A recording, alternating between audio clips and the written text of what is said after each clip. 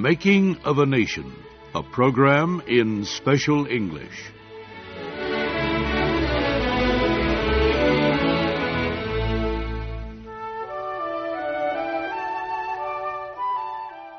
During the 1800s, the federal government forced Native American Indians to live in special areas. These were called reservations.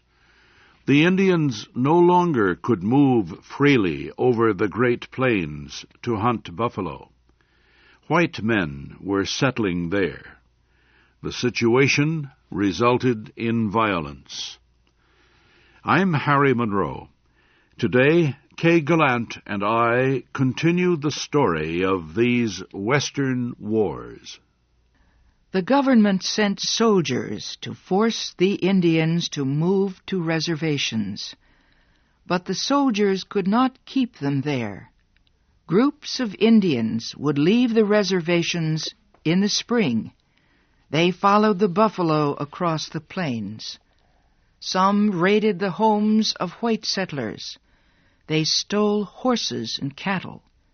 At the end of the summer, the Indians would return to the reservations, and the government would give them food for the winter. As years passed, fewer Indians left the reservations to live the old life on the plains. It became difficult to find buffalo. The plains were becoming empty. Only a few years before, millions of buffalo lived on the Great Plains.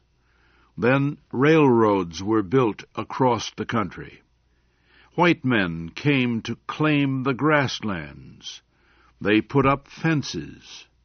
Cowboys came up from Texas with huge groups of cattle. They forced the buffalo away, or killed them. The Indians tried to prevent this killing.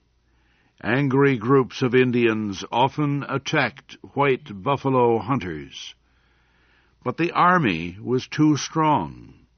Soldiers killed or captured many Indians. Finally, most Indians gave up the struggle. They surrendered their guns and horses. They went back to the reservations and became farmers. All this was taking place in what is now the south-central part of the United States. Far to the north, another struggle was taking place involving the great Sioux Indian tribe. The Sioux had signed a treaty with the government in 1868. The treaty gave them a large reservation in what is now Nebraska, South Dakota, and Wyoming. The Black Hills in Dakota were part of the reservation. These hills were important to the Sioux. In their religion, the Black Hills were a holy place. They were the center of their world, where the gods lived. They were the place where Indian fighters went to speak with the Great Spirit. In 1873, the Black Hills suddenly became important to white men, too. Gold was discovered there. Treaties and religion meant nothing to the white miners who rushed to the Black Hills to search for gold. At first, the Indians killed some of the miners. They chased others away, but more miners came. The Sioux tribe asked the government to enforce the treaty. Tribal leaders asked the government to keep white men away from the reservation. The army sent soldiers to remove the miners. The soldiers ordered the miners to leave, but they made no effort to enforce the order. Again, the Indians protested. This time, the government sent officials to negotiate a new treaty. It asked the Sioux Indians to give up the Black Hills. Some of the Indian leaders refused to negotiate. One who rejected the invitation was Sitting Bull. "I do not want to sell any land to the government," Chief Sitting Bull said. He held a little dust between his fingers. "Not even this much." This resistance did not stop government efforts to get the Black Hills for the miners. The War Department sent General George Crook to punish the Indians and force them back to their reservation. Crook led a large force into Sioux country. He surprised an Indian village, capturing hundreds of horses. There was another clash a few months later. This time, the result was very different. The Indians gave the army its worst defeat in almost a century. The battle took place near the Little Bighorn River. General George Custer led 212 soldiers in search of the Indian leader Crazy Horse. As General Custer moved through the river valley, he sent men ahead to explore the area. His men returned with reports that thousands of Indians were waiting to attack. Custer refused to listen. He pushed forward. Soon his forces were surrounded by Indians. In less than an hour, the Indians killed the general and every one of his men. The white soldiers lay dead at Little Bighorn, and Custer's name would go down in history as a symbol of foolish pride in battle.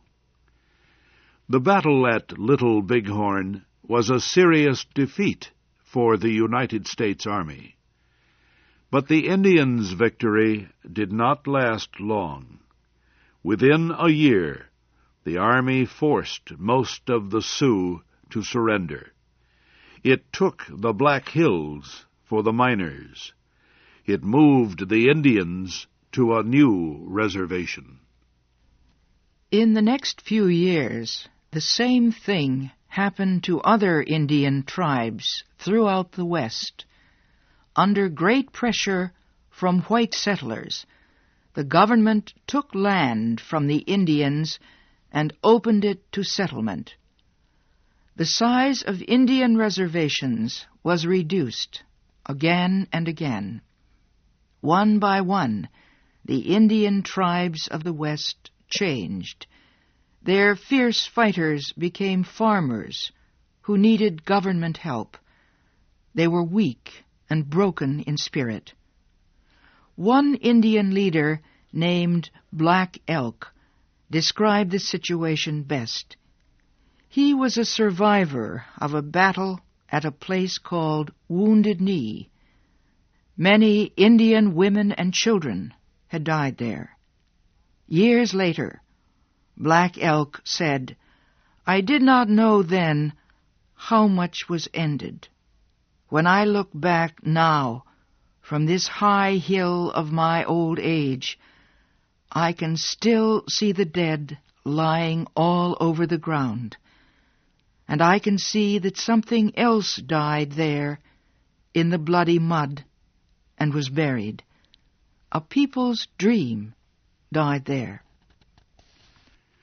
Some Indians turned to religion during this difficult time. An Indian religious leader named Wavoka gained influence. Wavoka declared that the Great Spirit had chosen him to prepare the Indians for a new world. He said the new world would arrive soon, and it would be a wonderful world. There would be no white men, he said, and all dead Indians would come back to life. Wavoka warned that new soil would rise up and cover the world like a flood.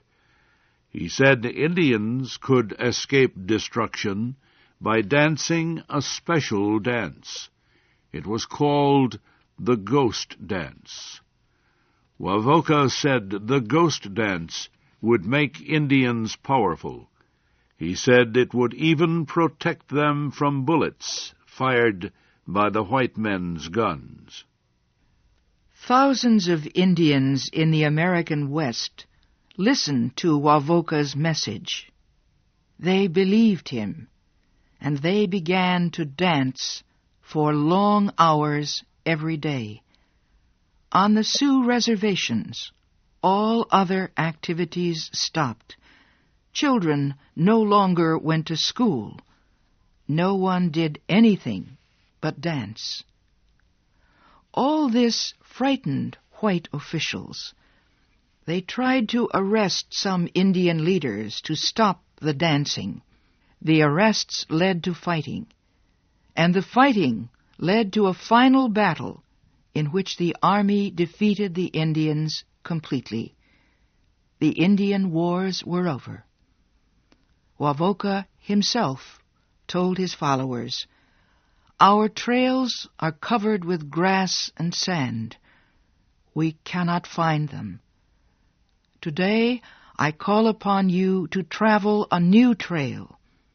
It is the only trail now open, the white man's road."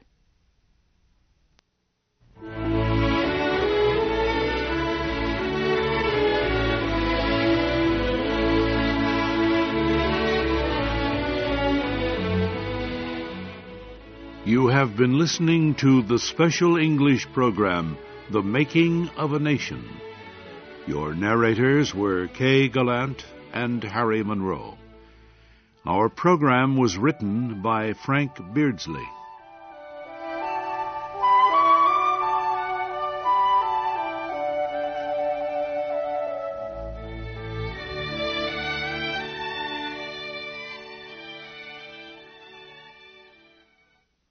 Special English feature programs can be heard every day of the week. They follow the latest world news. American Mosaic, our radio magazine, is broadcast on Fridays. American stories are told on Saturdays. On Mondays, the Special English program is This is America. It reports on what is happening in the United States today. On Tuesdays, there is a report on the latest science in the news. Finally, on Thursdays, you can hear this program, The Making of a Nation.